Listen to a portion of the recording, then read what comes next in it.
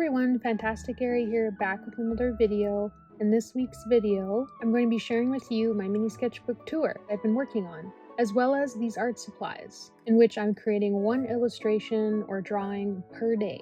So I'm going to be excited to share what I've been working on with you.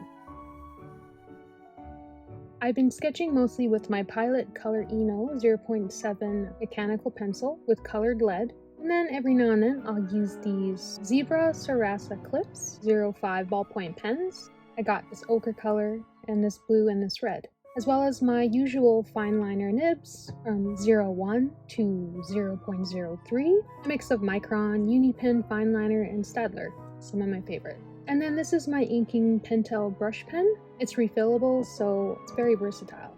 And I recently purchased this Kakuno Fountain Pen from Pilot. This is a black ink, and the pen nib has a funny little face on it. And here's my old and trustworthy G-nib, as well as my nib holder pen. I've had this for a very long time. When I first started doing art, I did a lot of drawing and inking, and actually created my own comics back in the day. And for some coloring pens, I got my Staedtler pigment brush pens. I really like these colors, these oranges and yellows.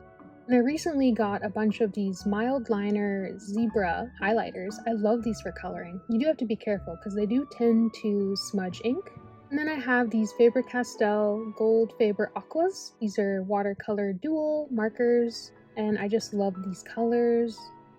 I went and decorated the front cover of this little mini sketchbook with some leaf patterns and some fall-like colors, even though it is spring right now.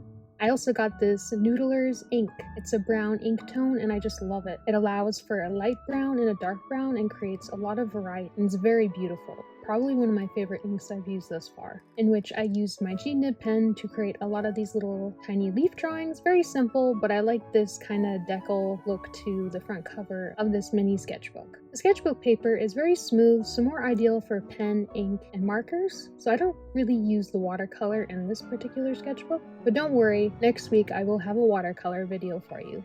But anyway, let's get started for the sketchbook tour.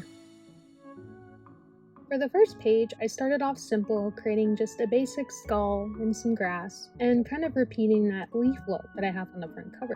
For the majority of these drawings, I sketched them out with my mechanical pencil, and for this, I went over the sketch with my brown 01 Micron pen, and then I used the Corinna highlighters to create this tone underneath and on top of the skull. I kind of like the simplicity of it, and I also like drawing skeletons. I like to create a shaky kind of look to my line art when I am inking to almost replicate the undersketch. It's really fun going back to illustrating, and this tiny little sketchbook isn't so intimidating. It's really opening up a lot of the mediums I want to keep using for this channel. For May 12th, the next page, I created this witchy demon girl. You guys are going to find out a little bit more about me in this video, I suppose, as I do like my fantasy genre. I wanted to recreate this cute character, kind of almost female witch character, doing some kind of glowing magic, and I used my highlighter pens and my gel pens to color a lot of this, choosing to leave certain areas white and then coloring in the background with my brown Micron pen. And then I created these funny little symbols all the way around. I have a tendency to add horns to my female characters and my female warriors. I'm a big fan of drawing female warrior characters. The Jelly Roll gel pens are some of my favorite to use. Here I use them to create this bright undertone look, and they can really make things pop. For May 12th, I wanted to create a fantasy airship. It was really fun designing a blimp, almost steampunk, fantasy inspired. I decided to just ink the sketch with my 0.03 Uni Pen. I'm a really big fan of the Uni Pen and Staedtler multi-liners, as they don't fade after you erase them, even though I did tend to keep the sketch for this. And then I used my watercolor markers to color in these very bright colors, playing around with different coloring techniques for the clouds, using pinks and yellows. And as you can see, he's got a little pilot room with the steering wheel, really going fine with those little details. I'm also a big fan of breaking up lines. It adds character to your inking style. For the next page, I wanted to draw a wizard's tower. I had a little window, inside there's a bookshelf, a cauldron, kind of like a study. The overall sketch I was in love with, and then I started to color, and I wasn't too in love with my coloring, so I did overwork this one a little bit, but in the end, it was all about experimentation, and I'm not going to be too hard on myself for these little illustrations. There'll definitely be more wizard towers in this little book. And here we are with some more warrior woman, and I got this kind of unique magic circle in the background, which I just colored in with colored markers. I inked these two ladies with my uni pen, leaving kind of the sketch underneath a little bit. I did tend to work the colors a little bit too much, but I think it helps that I kept the tones very organic. I think the purples in the background against the oranges and the yellow organic colors is a little bit interesting. So far, I'm not coloring the skin tones just yet. I gotta find the right balance, as I do want to do darker skin tones. For the next 2 pages, I wanted to create this flamingo with a top hat. And the following day, I just did this simple design of some flowers and some petals, which I actually used gouache for. But going back to the flamingo, I actually ended up messing up the background, so I did it in black. But initially, the sketch was very beautiful. I think the black might have been too much, but the jelly roll pens helped to recreate that water effect I had beforehand. I kind of had him walking through this magical little swamp area with lily pads and these interesting looking little lantern plants. And then not much to say about the second page. I just kind of created this daisy kind of look using my little swirls again with my jelly roll pens over top of the gouache. The next 2 pages is actually a double spread, which I mostly used highlighters and jelly roll pens for, and some of my art markers. I had this idea of this woman's portrait blowing out these windy swirls. I think the hair is my favorite part of this. There are some things I would have done different looking at it now, but using all these mediums together was a lot of fun.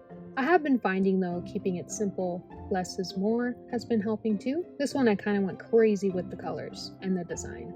Adding in the jelly roll lines in the hair, I believe was a good idea too. Kind of makes it pop a little bit more.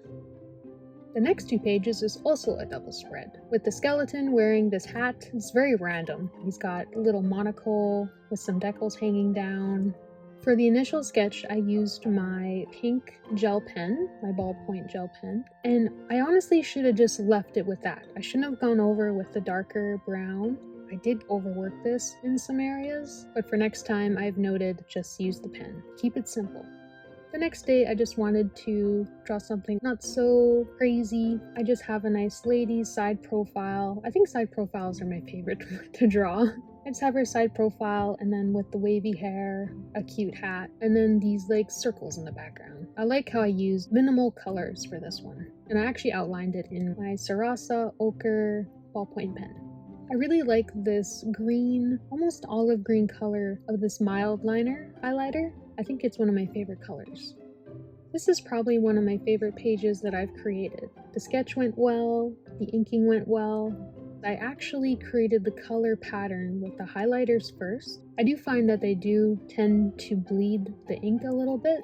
So I created this almost plaid pattern with these highlighters, layering over top in different directions, over top of my sketch. And I had this idea of crow holding on to almost this like stick that looked like a sickle that was turning into a moon. And then I went over top afterwards with my brown Micron pen, and I really liked how it turned out. Again, I keep my lines kind of shaky and a little bit broken, so they're not perfect.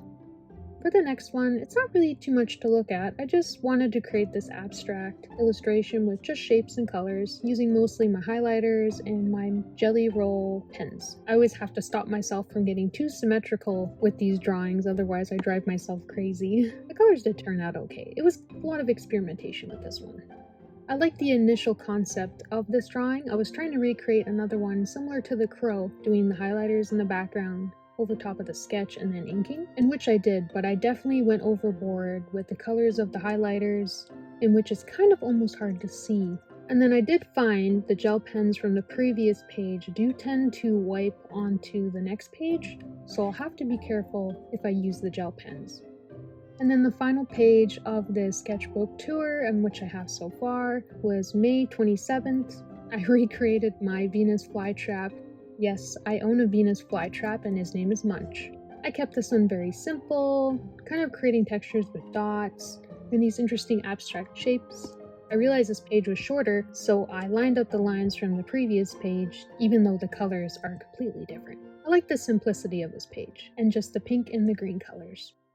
I've been working on an illustration every day, so I will have a part 2 sketchbook tour for you guys soon with some more illustrations.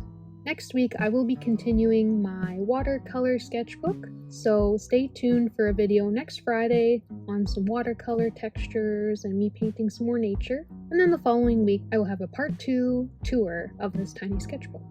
I'm having so much fun going back to my drawing and inking days, though I will say watercolor is still my favorite medium. Thank you so much for watching, guys. Thank you for your patience. I know this is a little bit different than my usual videos. Please consider liking and subscribing if you haven't done so already. It really helps me out. You can find me on the social medias and the links in the descriptions below. And I will see you guys next Friday with a watercolor video. Okay guys, see you later. Thank you. In a common kind of way, adventures in